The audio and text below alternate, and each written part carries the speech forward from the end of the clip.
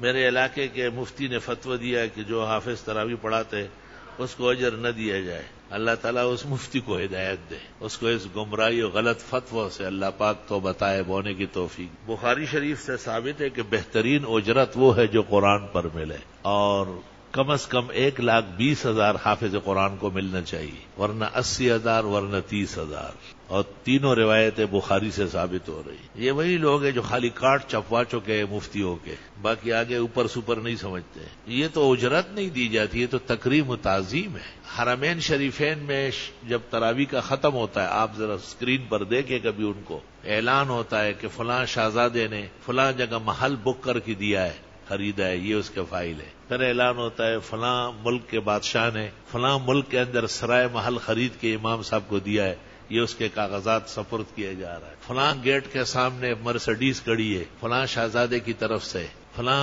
شہزادوں کے فلاں بچے کی طرف سے، سینکڑوں ہدایا، اتنے کہ حرم میں ڈھیر لگ جاتے ہیں سونے کے، خدام اٹھا نہیں سکتے. قبلۃ العالم کے اندر پورا مرکز ہے، اور سارے جہان کو ایمان وہاں سے ملتا ہے. ان سے زیادہ محتاط کون ہے؟ اور وہاں ہدایا نہیں، بادشاہتیں تقسیم ہوتی ہے. ختم.